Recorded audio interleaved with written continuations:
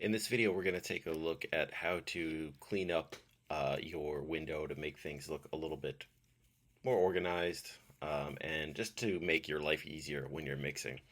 In this session here, I've just imported a whole bunch of raw tracks. I haven't even listened to this yet, and I'm just basically showing off what it looks like when you import a whole bunch of raw tracks.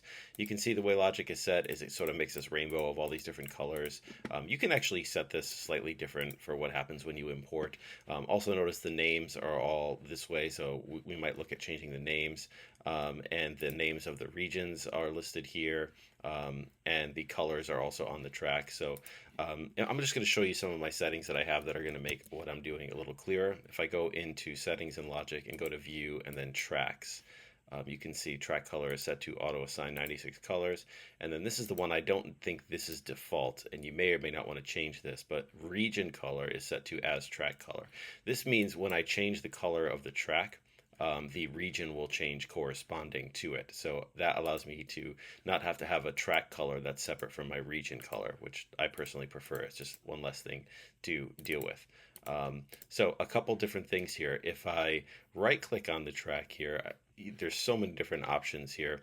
But what you can do is you can say assign track color. And when you do this, this will stay open and I can click on a color to assign that color. If I click pink here, it assigns it to pink. And also notice the region changes to pink because of that. The region color follows the track color, which I think a lot of people miss. They'll change the color of the track, they notice the regions don't change color, and then they sort of forget about dealing with colorizing things because they don't know how. And I also have an undo button right here if you choose the wrong color.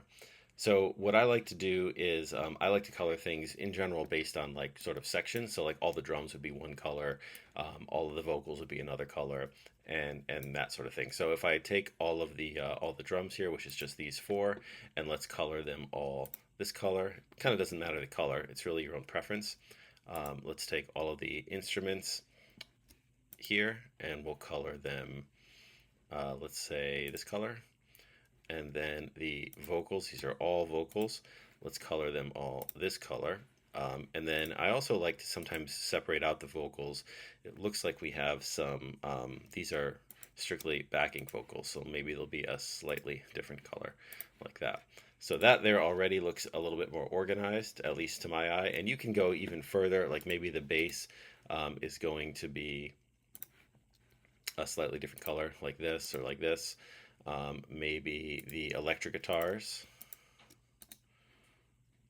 are going to be a slightly different color, maybe over here.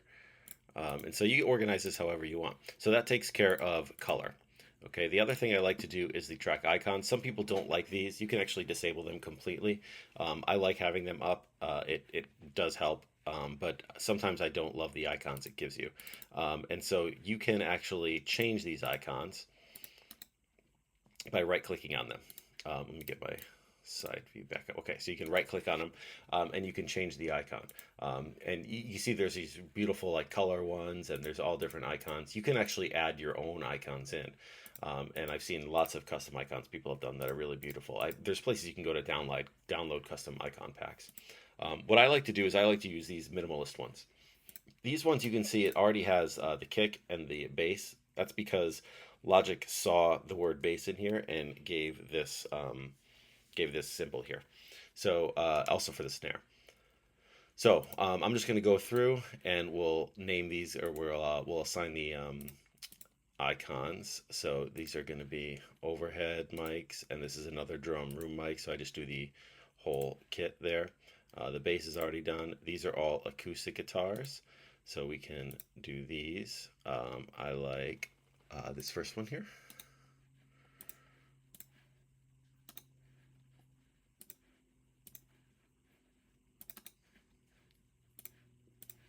And then we have electric guitars. Sometimes for this I'll use the amplifier icon, but you know, to each their own. I'm going to use this one.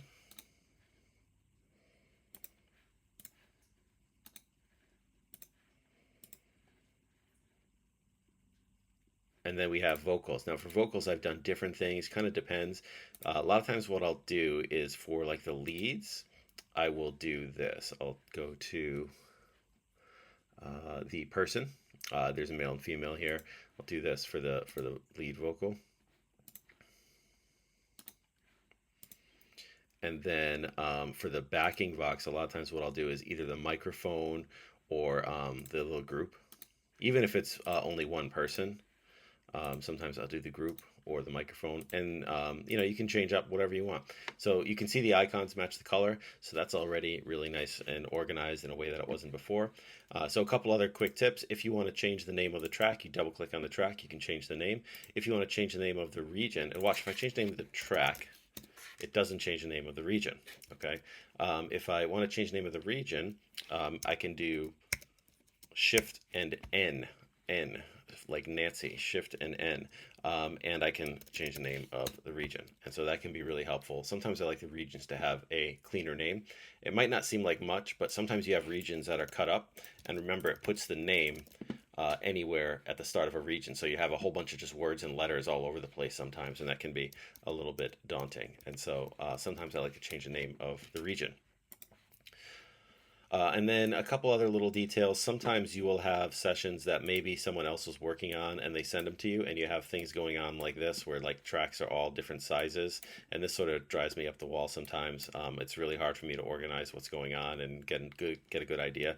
So a really fantastic little tip someone gave me years ago is if you hold your mouse over the border in between these where you would go to resize it, you hold your mouse there and just hold the shift key and click there. It just resizes all of them to the default size. I believe you can also resize all of them together by selecting them all and dragging them up or down. The problem with that is if you have one that's big and then you select them all and you resize them, it sort of zips that big one really, really small, and that can be a little bit sort of confusing sometimes. It's hard to find it again. So yeah, I really like just to hold shift and click, and then they're just all immediately the same size, the default size. So yeah, those are some of my tips for getting things organized. I always like to zoom all the way out.